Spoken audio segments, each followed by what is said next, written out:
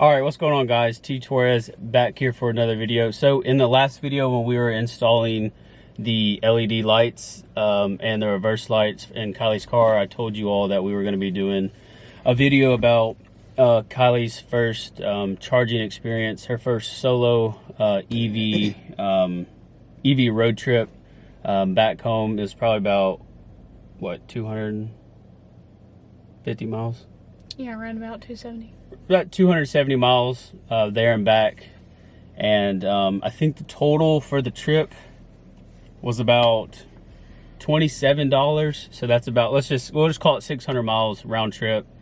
$27 and charging fees. We charged at, she charged at the Electrify America station, and we're gonna go over her charging experience by herself. And prior to this, I made sure that she had downloaded the PlugShare app to make sure that we could go check out different routes, etc. Make sure there's charging available, so she can see all the chargers, all the DC fast chargers available, not just Electrify America, but PlugShare, or not PlugShare, ChargePoint, Electrify America, etc.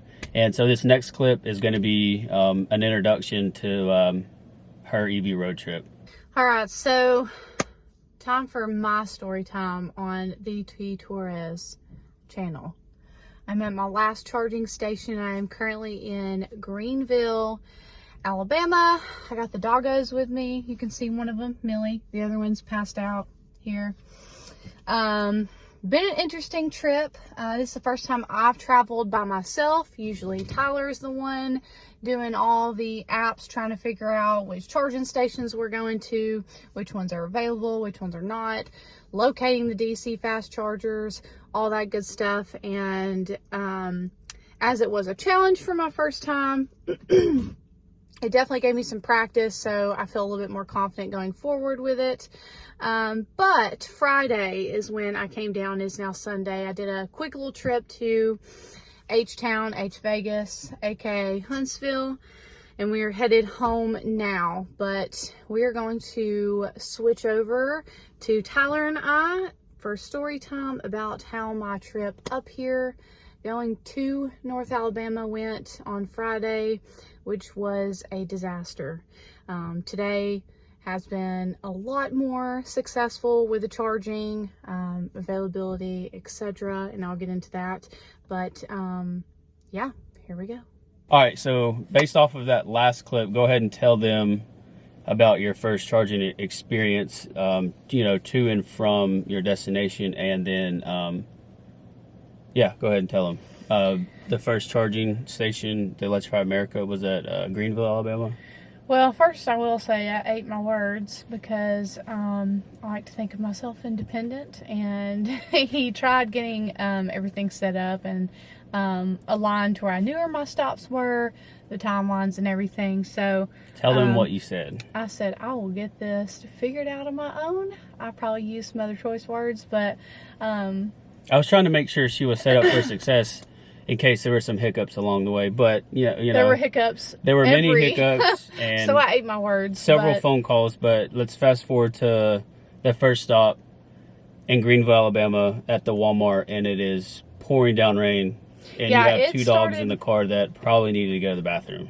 Yeah, well, it stormed the entire way. 65. Only what happened to you. No, of course. So we're probably about an hour away from the interstate, I'd say. And from the point that I got on the interstate, an hour away from here, which is roughly about a 6-7 hour drive. Yeah, home. We live in the Panhandle of Florida, and we were going to North Alabama, just to kind of almost the Tennessee line. Yeah, to kind of give you a rough picture of how far we were going. And so got on 65 and immediately hit traffic. I mean, as soon as I got on the ramp, I was slowed down to probably 35 miles an hour and hit traffic all the way into my first charging station at Greenville, all while it is storming. There was a big storm coming through basically all of south of the United States. So went through all the storms, hit Greenville, got to the charging station. I was the only one there. There were 4 charging ports and none of them were working with the tap to pay. So we have the Electrify America Pass Plus or whatever it's called.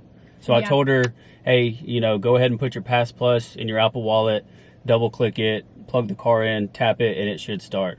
And little did I know, I think, Well, after he told me that, so which I knew how to pay, but I didn't realize when you first get to the charging stations, there's two ways you can pay. One, regular if you don't have the membership, and then there's kind of another tap to pay, and it looks like a sticker decal. It doesn't look like your average tap to pay. So it's separate from that. It's on the other side of it, and you tap your phone up against it, and it wasn't working. So we were on the phone, and I told her, hey, I don't know because I'm not there physically. I've told you everything I know to do, and I was like, hey, just call Electrify America.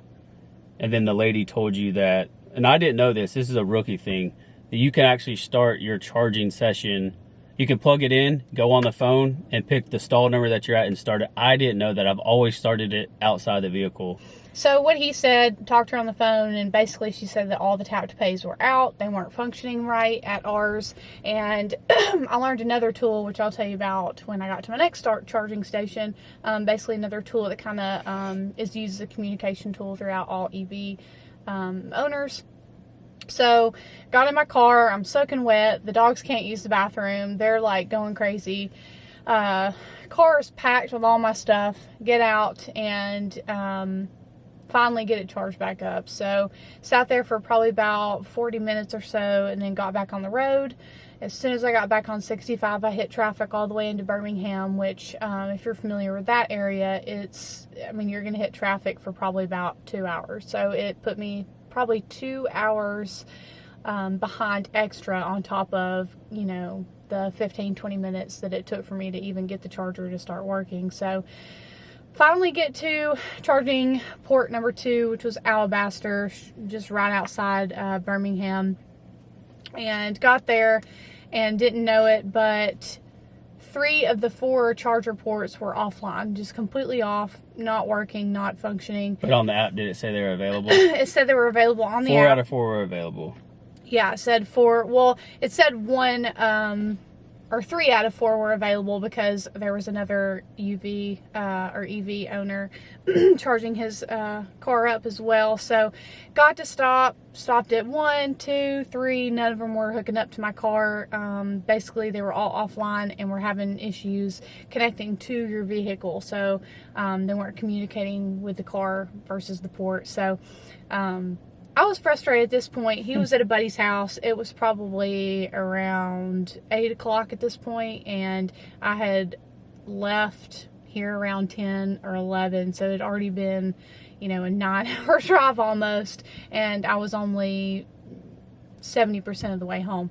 So luckily there was a guy there that basically showed me that if you guys have PlugShare, there's a communication chat on there where all EVs can kind of like comment on which ones are down. They'll share notes basically just so you know ahead of time, and he even said this himself. And basically before you get to the charging station, you can see which ones are actually available, as opposed to looking on Electrify America's app, because it's not always correct there, which hopefully is a thing that they'll update later on down the road as EVs become more advanced. But again, that was a very good tool that I kind of used on the way back, which I'll talk about that. So eventually he left. I used his charger port, which was the only one working at the time. Plugged up, got back on the road. Of course, I hit more traffic, and then I'm probably about, when we get back to our hometown, 30 minutes from the closest charge port that's fast charging, DC. So we had charged there previously, New Year's Eve, so probably 2.5 months ago. Yeah. And so that was the last charger I was going to basically use to get home. And I had a little bit enough to get home, but I wanted to go ahead and juice up there so I could drive around, head into town a little bit while I was home.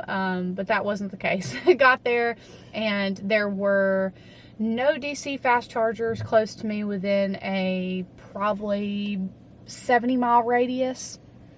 And I had roughly 40 miles left on my car, about 23 to get home. So I had just enough to get home to my hometown. And took off from there. Got there with just enough battery, ended up plugging into my parents' house, and you know, it's a very slow process, can take anywhere from, I don't know, a day, Well, day and a half. I had sent her with the charger and then the 120 outlet adapter, so you pretty much just left the car at the parents' house, let it charge while they were off doing stuff, and then her and her dad just took her car. And then coming back, how was the experience? Coming back was a lot easier. I ended up finding a charger at a dealership. We juiced up there a little bit, you know, drove around town, and then on my way out, the next charger was just outside Birmingham again. So made it there with just enough charge, including, you know, what had been charged over the last 24 hours or so through the house charge. But definitely was challenging trying to, there's so many apps, there's so many tools out there, but for me, doing it myself was kind of overwhelming, I would say, because you're not sure which one to use, and you see all these chargers around you, and it's really hard to explain to people who don't have EV vehicles that, you know, a charger that is pulling anywhere from 2 to 4 watts or kilowatts, as opposed to, you know, DC fast charging, which is usually anywhere from 50 to 60 to 65. Yeah, well, it depends on what stall. There's 150 kilowatt. Yeah, but most of them fast. It's just the Bolt only does up to max like 55 kilowatts. So I guess the moral of the story is, being that this was her first trip, now she's got more confidence. She knows to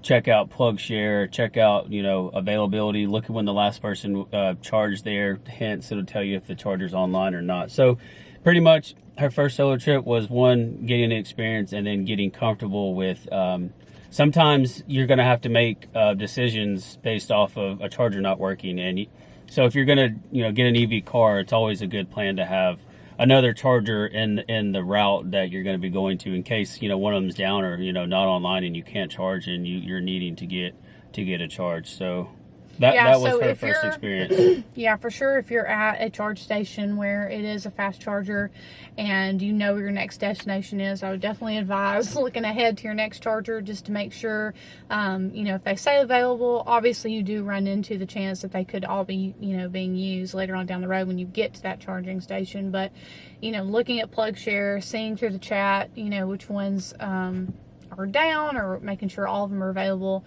And definitely looking at the dates, because when I looked at the dates for a charge point, which was in, you know, a charge station in North Alabama, the last it was used was January 28th. So hence it was offline. Considering this was in the middle of March. So, but yeah. All in all, like I said, she got a good experience, and I don't know where else, minus a few little hiccups, that you're going to be able to drive 600 miles for $27. But we just wanted to share that story with you guys. We'll have some more EV content coming in the future. And if you're new here, please hit that subscribe button, turn on your post notifications, leave this video a big thumbs up, and we'll catch y'all in the next video. Peace.